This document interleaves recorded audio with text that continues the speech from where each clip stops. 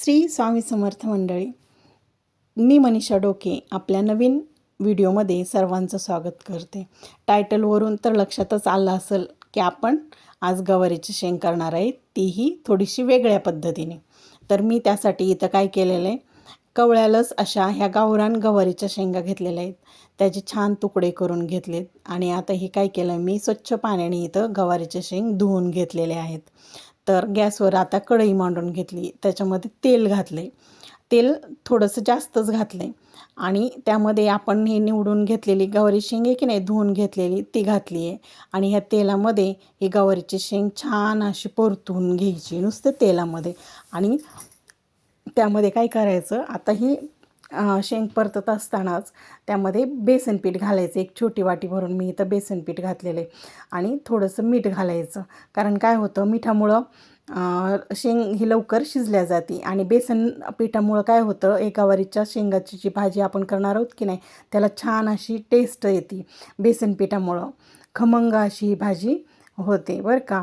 आता या ठिकाणी आपण काय केलं, झाकण ठेवलेलं आहे एक ताटली. आता थोडंसं झाकण ठेवून ही आपण शेंग वाफवून घेतलेली आहे बरं का.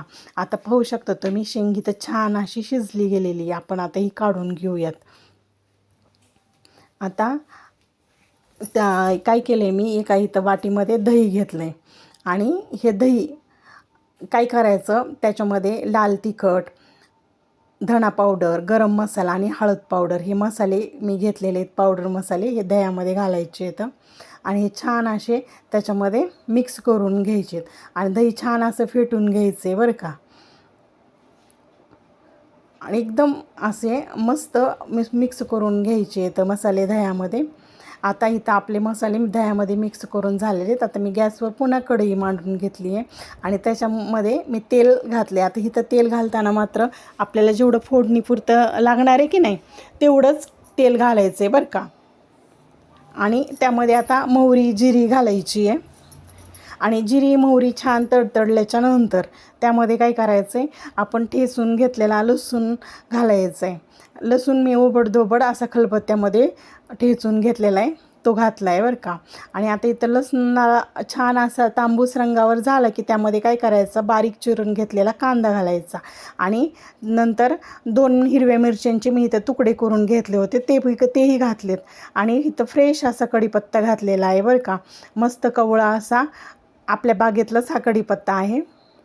आता हे सर्व जिन्नस काय करायचे, त्या फोडणीमध्ये छान परतून घ्यायची येतं. आता इथं कांदा छान असा परतले गेलेला आहे बरं का. आता कांदा छान परतले गेल्याच्या नंतर आपण दह्यामध्ये जे मसाले फेटून घेतलेलं दही होतं की नाही, ते दही घालायचे आणि इथं गॅसची आच आहे की नाही, ती थोडीशी इथं कमी करायची आहे. आणि कमी आचेवरच दह्याला छान असे उकळी फुटली की नाही, की त्यामध्ये काय करायचं, ह्या आपण ज्या परतून घेतलेल्या होत्या की नाही शेंगा बेसन पिठाबरोबर, त्या घालायच्या आहेत.